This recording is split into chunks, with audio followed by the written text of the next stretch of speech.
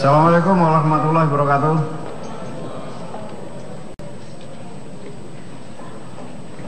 Pagi ini saya selaku Kabar Reskrim akan merilis atau membacakan hasil kegiatan penyelidikan dugaan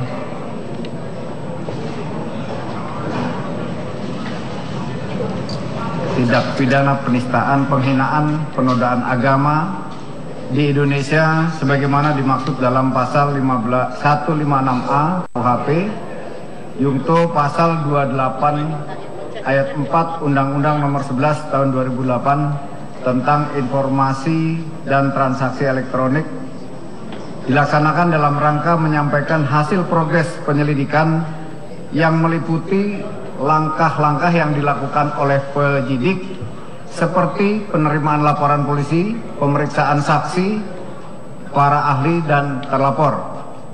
Oleh karena itu, pada kesempatan ini akan disampaikan penanganan perkara tersebut sebagai berikut.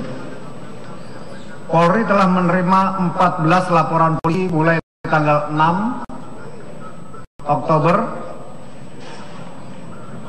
tanggal 7, tanggal 9, sampai dengan tanggal 12 Oktober 2016 tentang dugaan perbuatan penistaan agama, yaitu surat Al-Maidah ayat 51 oleh petahana Gubernur DKI Jakarta Insinyur Basuki Cahayapurnama pada saat kunjungan kerja di Pulau Pramuka, Kepulauan Seribu pada tanggal 27 September 2016. Menyikapi laporan tersebut, Polri telah melakukan langkah-langkah sebagai berikut. Menerima laporan polisi, kemudian menerima barang bukti. Mulai tanggal 10 Oktober 2016, Polri telah memulai melakukan langkah-langkah. 1. Melakukan pemeriksaan terhadap barang bukti video digital secara teknis laboratoris dan diperoleh kesimpulan bahwa video yang diserahkan tersebut dalam keadaan asli, dalam arti tidak terdapat tindakan editing, baik mengurangi atau memasukkan frame baru. Kemudian mengundang dan menginterview 29 orang saksi. 2 saksi dari pihak yang berkaitan dengan perkara ini, baik dari pelapor, dan pihak-pihak lain, dinilai memiliki keterangan ataupun informasi yang relevan dengan perbuatan. Kemudian mengundang dan menginterview 39 orang ahli untuk mendapat keterangan dari 8 bidang keahlian, baik dari pelapor, terlapor, maupun dari Polri sendiri, yaitu ahli hukum pidana, ahli bahasa Indonesia, ahli agama, ahli psikologi, ahli antropologi, ahli digital forensik, dan ahli legal drafting. Kemudian dilaksanakan gelar perkara penyelidikan pada hari Selasa tanggal 15 November 2016 dimulai pada pukul 9.30 berakhir pada pukul 18 di Rupatama Mabes Polri dengan perkara terhadap dugaan tindak pidana penistaan, penghinaan, penodaan agama di Indonesia sebagaimana dimaksud pada pasal 156A KUHP Yungto pasal 28 ayat 2 Undang-Undang Nomor 11 Tahun 2008 tentang informasi dan transaksi elektronik. Hal tersebut dilaksanakan dalam rangka menyampaikan hasil proses penyelidikan yang meliputi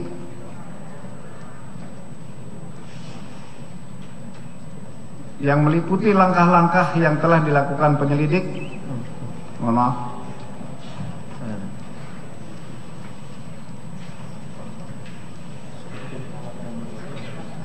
Seperti penerimaan laporan polisi, pemeriksaan saksi, kemudian saksi pelapor, para ahli dan terlapor.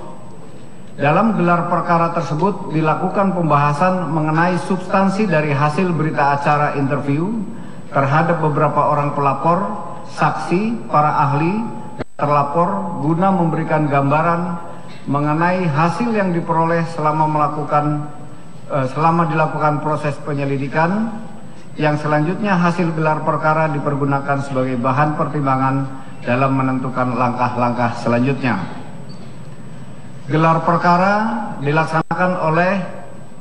dipimpin oleh Kabar Eskrim Polri, kemudian pendamping Ketua STIK PTIK Irjen Pol Dr.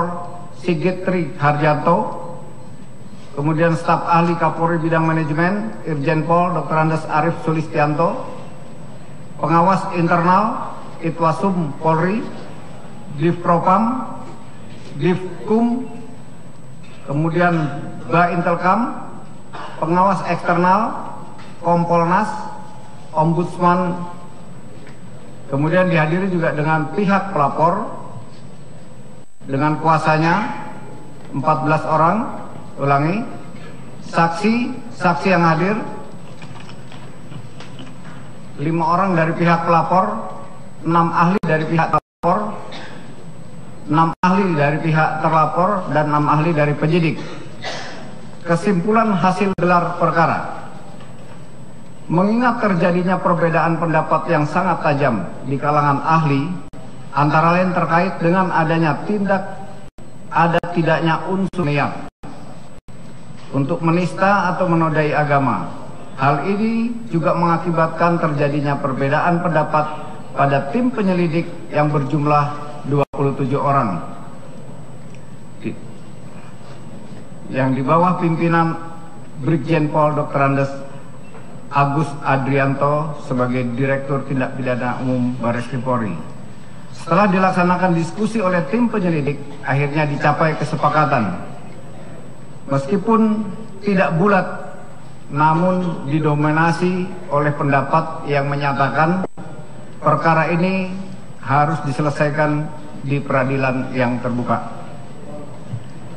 Konsekuensinya, proses penyelidikan ini akan ditingkatkan ke tahap penyidikan dengan menetapkan Saudara Insinyur Basuki Cahayapurnama MM alias Ahok sebagai tersangka dan melakukan tindakan pencegahan untuk tidak meninggalkan wilayah Republik Indonesia.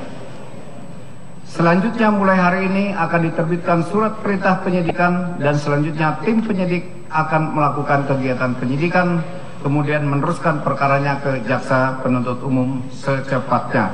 Demikian, terima kasih. Wassalamualaikum. Perkara ini harus diselesaikan di peradilan yang terbuka.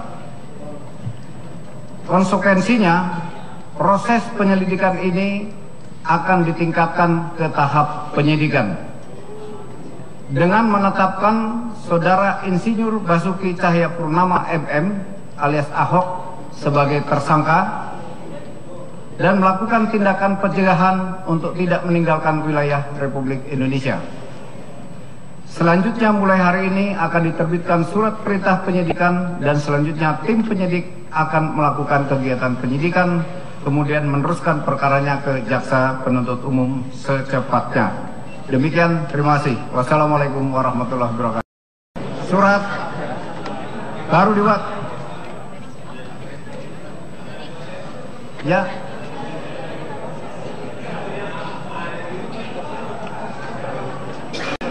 Oh, ini.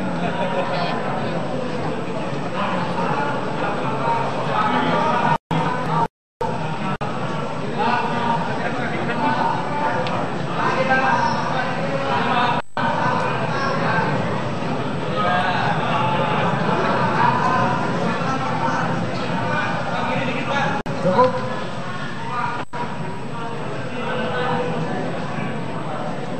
Ada pertanyaan?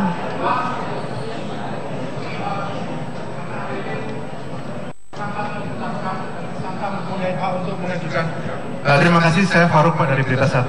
Karena hari ini tersangka sudah ditetapkan dan tersangka mempunyai hak untuk melakukan pra-peradilan, apakah Polri siap melakukan menghadapi pra-peradilan itu? Yang pertama itu, yang kedua terkait bahwasanya hari ini tersangka telah ditetapkan dan mengingat ancaman hukumannya 5 tahun, apakah kemudian diikuti dengan upaya hukum lanjutan? Terima kasih.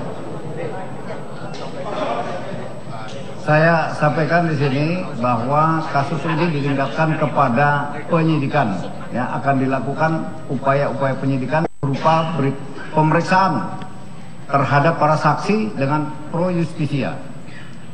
Upaya lain adalah melakukan pencegahan supaya tidak keluar negeri. Lain? Ilham Pak dari Jawa Pos. Dulu Presiden sempat menyebut bahwa demonstrasi yang mendesak agar Ahok diproses hukum itu ditunggangi. Apakah kemudian penunggang ini akan diselidiki agar membuat semua ini berimbang, agar membuat kita tahu bahwa kemungkinan ini sangat politis? Apakah akan diselidiki? Gitu Pak? Itu di luar konteks. Yang kita gelarkan di sini proses kegiatan gelar perkara untuk selanjutnya ditingkatkan ke penyidikan.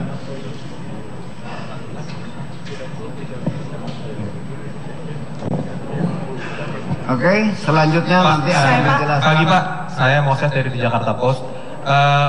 Terkait dengan kasus yang menjadikan Buniani sebagai terlapor, itu bagaimana prosesnya Pak? Apakah akan tetap dilanjutkan? Dan yang kedua, terkait dengan perbedaan pendapat yang terjadi selama gelar perkara itu, mungkin bisa dijelaskan argumen hukum yang disampaikan oleh saksi-saksi terlapor dan pelapor itu bagaimana sehingga bisa polisi menetapkan terlapor sebagai tersangka. Terima kasih. Fokus hari ini rilis daripada hasil gelar. Proses diskusinya saya rasa tidak perlu saya sampaikan di sini. Ya. Izin Pak, dari TVRI Pak Vera, setelah ditetapkan tersangka, apa dasar hukum yang ditemukan Polri atau alat bukti, minimal 2 alat bukti untuk menetapkan Pak Basuki Cahayapurnama sebagai tersangka? Yang kedua, apakah keputusan ini murni dari hasil gelar perkara atau ada tekanan dari publik? Terima kasih Pak. Bukti yang sudah kita sita, kita periksa dengan forensik itu video yang diputar.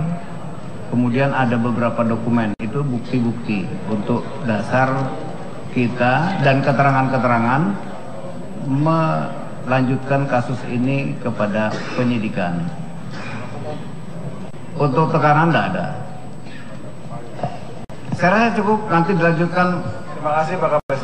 Pak Kadif Humas. Ya, rekan-rekan media mohon tinggal di tempat, nanti saya coba laporkan Pak Kapolri dulu ya. Saya ingin dulu ada.